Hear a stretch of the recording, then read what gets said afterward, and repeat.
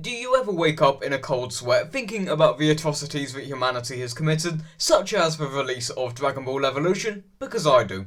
Anime and live action, where do I begin? As a fan of a specific anime, you could not have a worse kick in the nuts than getting a god-awful adaptation of your favourite anime. We often see two types of live action anime, both of which are equally as bad.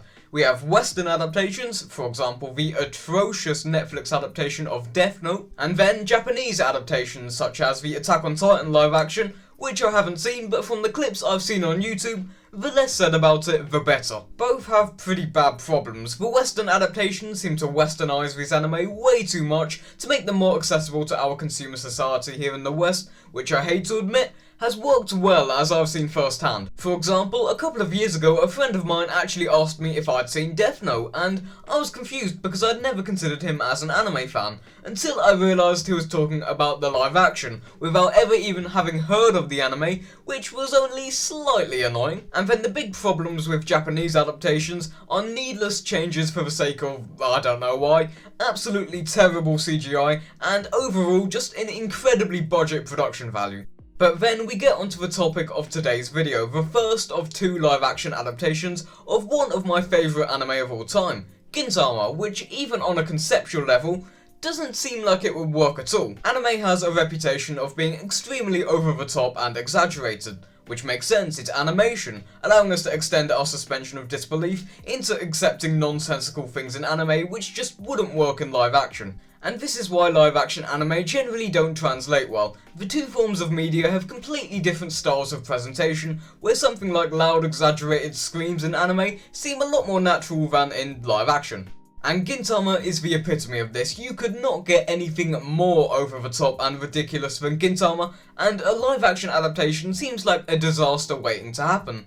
So answer me this. Why is the Gintama live action so good? And with that being said, why don't we get straight into it then? One of the best parts of this adaptation is that it doesn't make too many unnecessary changes. For the most part, it is a one-to-one faithful adaptation of the original. Oh, and at this point, I should probably give a spoiler warning for up to episode 61 of Gintama, which if you're watching this video, I'm sure you've already seen, but better to be safe than sorry. But anyway, let's get into it, and one thing I'll say straight away about this movie is that it does a lot with not much resource. As with most other Japanese live-action adaptations, it is the most budget thing I have ever seen. Take the Amantos for example. They do not look like aliens, they look like people on the way to an animal costume event, and I don't know why this grabbed my attention so much, but the Amantos do not look even slightly believable. But as funny as it is looking at just how bad they look, you can't fault them too hard. Aliens in something like, say, Star Wars look good because Disney have assets of $201 billion,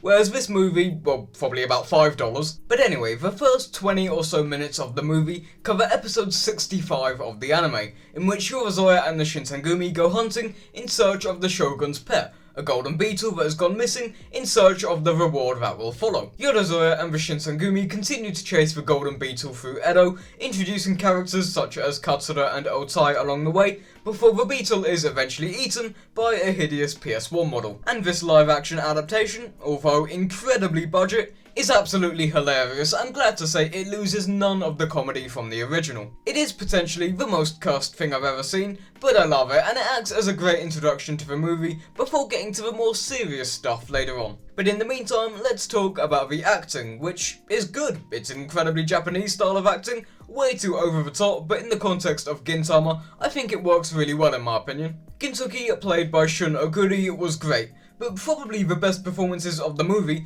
would be Shinpachi and Kagura, played by Masaki Suda and Kana Hashimoto respectively. Shinpachi and especially Kagura are played incredibly well and remain as a pretty authentic replica of their animated counterparts, which I really wasn't expecting, because Japanese acting doesn't have the best of reputations, to say the least. But also, one thing that is pretty unanimously agreed upon is the costume design, and the overall capturing of Gintama's aesthetic is fantastic. You know, minus the Amantos. Every single character design is pretty much a carbon copy of the anime, which is great, there's nothing more to say there. I'm just happy they didn't make any unnecessary changes. However, they did make some changes as we now come on to the remaining hour and a half of the movie, which covers the first major arc of the series, none other than the Benizakura arc. Again, for the most part, this is a pretty faithful adaptation, but there are quite a lot of noticeable differences and new scenes which I'll talk you through now, because some of them I think are actually better than the original. Most of the added scenes are for extra comedy, which work well in my opinion. For example, right after Gintoki leaves to fight Kiheitai, Kondo just breaks out of the floor in front of Otai, which came out of nowhere and was hilarious. In fact, I'd say that a good chunk of the comedy scenes in this movie are completely original, and some of which I wish were in the original anime. There's also a fantastic scene with Gengai, who I don't believe was present at all in the original, where Gintoki asks him for a weapon capable of defeating Benizakura.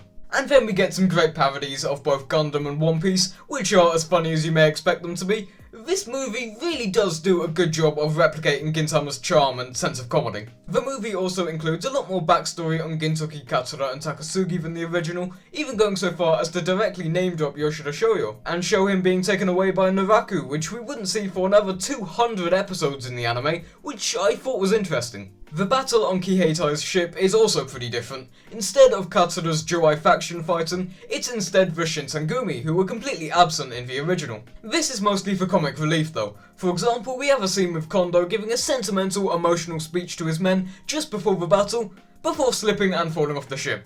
What? But probably the most major change of the movie would be the ending. Instead of the fight between Gintoki and Katsura against the Harasame pirates, we have a one-on-one duel between Gintoki and Takasugi, which I'll be honest is probably my least favourite change in the movie. It was a good action scene, don't get me wrong, but it felt a bit lacking for me. Maybe it fell flat because I've already seen all of Gintama, and I know this fight has zero consequences or any emotional impact for that matter. But it just seemed a bit unnecessary. We'd already come to a big climactic end with the destruction of the Benizakura and the death of Tetsuya, so this final scene just seemed like it was tacked on at the end, but anyway, I digress. The new characters introduced in the Benizakura arc were also pretty well done. Although I think Takasugi was a little bit underwhelming, he did not have the same threatening atmosphere he did in the anime, nor did he have his distinctive deep and ominous voice. But regardless, the rest of Kiheitai was performed incredibly well, especially Takechi, played by Jiro Sato, who was surprisingly hilarious considering I didn't really care much about him in the original.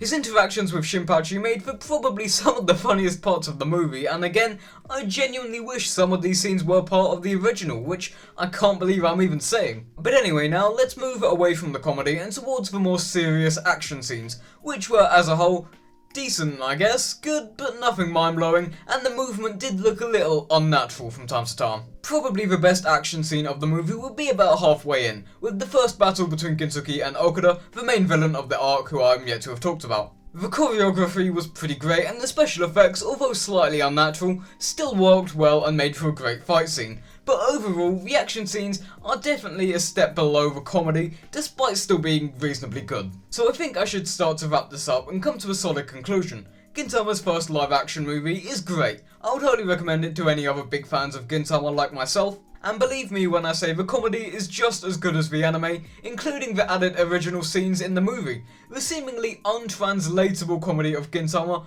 was somehow translated into live action, and I still don't know how. As I said at the start, this movie screams budget, but I don't care. Out of 10, I'd probably give it a 7. It leaves a lot to be desired, but it's still a good watch, and I would encourage people to give it a go. Obviously, it's not a better alternative to the original, especially considering the Benizakura arc was also adapted into the first movie, which probably has some of the best action scenes in the entire series in my opinion, for the best way to experience the arc. But with that being said, this movie is great, give it a go. I think the only reason you wouldn't like this movie is if you've never consumed any of Gintama before the live action. Whether it be the manga or the anime, I think that would be the only way you could reasonably dislike the movie. And with that, I'll be back in the next video.